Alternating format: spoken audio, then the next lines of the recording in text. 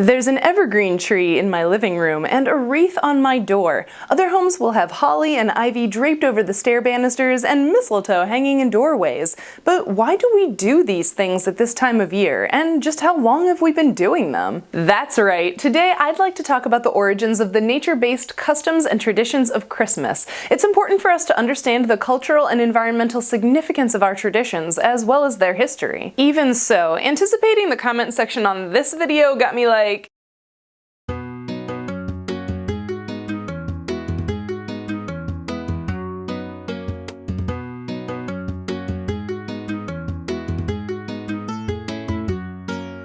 where to begin? I suppose it's best to start with why we even celebrate Christmas when we do.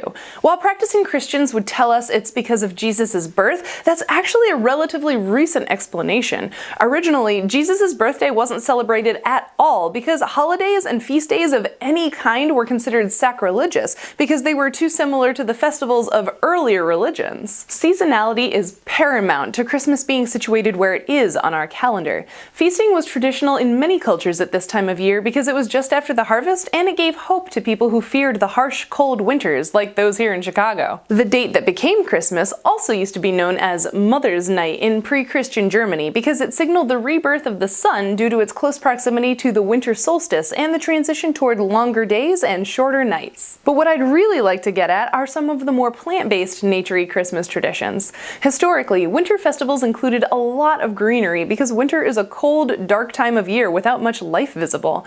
The hope was that bringing evergreen plants inside would transfer some of their life essence or spirit to the humans living in the home, as well as protecting them from evil spirits on the prowl through the winter darkness. Originally, the Christian church forbade people from hanging fir boughs in their homes or having Yule trees because they were seen as a form of idolatry. The church even used the threat of forest damage as justification for the prohibition of using plants to decorate for the holidays. However, people were too invested in the custom of decorating with evergreens, so eventually the Christian church just adopted Yule trees and renamed them Christmas trees. If you can't beat them, join them, right? But fir, pine, and spruce trees aren't the only plants that feature prominently in our winter holidays. Mistletoe was considered a holy plant by the Celts and the Druids. They associated it with the gods because of its strategy of growing high in the air on tree branches. Mistletoe was also said to make livestock fertile. Maybe that's why we kiss under it?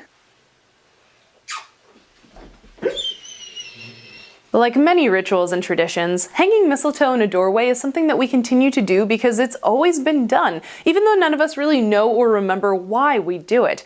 That's why some of these traditions have persisted even without being directly borrowed by the Christian narrative. But back to the plants. Holly represented the female and ivy represented the male, so when these two plants were included together in decorations, they became the parents of the new year. One reason holly might represent the female is because of the red berries. Red is a color historically associated with women because of menstrual blood, not to mention that only female holly plants will grow berries, and then only if a male holly is close enough to pollinate them. Holly, yew, and other winter fruiting plants tend to have red berries, so red paired with green became the colors we use to represent winter holidays like Christmas. You know what else is red? Fly agaric mushrooms. Bear with me, because this next bit is something I'd never heard before, but I'm pretty fascinated by it now, and I think you will be too. Fly agarics are mushrooms, not plants. They were considered sacred and seen as a way for shamans to connect with the gods, since people often see things after eating them. Reindeer are also known to intentionally get high from eating these mushrooms. Fly agarics were specifically connected to the god Wotan or Odin, because the red color was said to be the blood of his horse, and the white spots were the horse's sweat or spittle. Wotan or Odin was the god of nature, beauty, and knowledge. As cultures shifted and evolved, Wotan became Rübezahl, a wild man or nature spirit.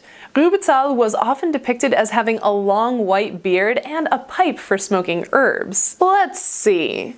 Red and white, old man with a white beard and a pipe, and reindeer. You know, if you squint, It really looks like Santa Claus. While St. Nicholas is based off a bishop from Turkey, much of his imagery may have older roots in pagan nature traditions and symbolism. Did any of these connections to nature and pagan faiths as part of Christmas surprise you? What's your favorite nature-based tradition? I'd love to hear your thoughts down in the comments. Did you spot Bart Simpson appearing in this video? That was no accident. I was challenged to use that particular GIF in my video as part of the holiday GIF swap with other members of We Create EDU, a group of educational YouTube creators. You can click here or find a link down in the video description to a playlist of the other channels participating in the GIF swap. If you liked this video, don't forget to like it. If you didn't like this video, please share it with someone who would. And if you'd like to support the Roving Naturalist, remember to hit the subscribe button and the bell notification icon. You can also follow me on Twitter, Facebook, and Instagram. Thanks for watching, happy holidays, and I'll see you next time.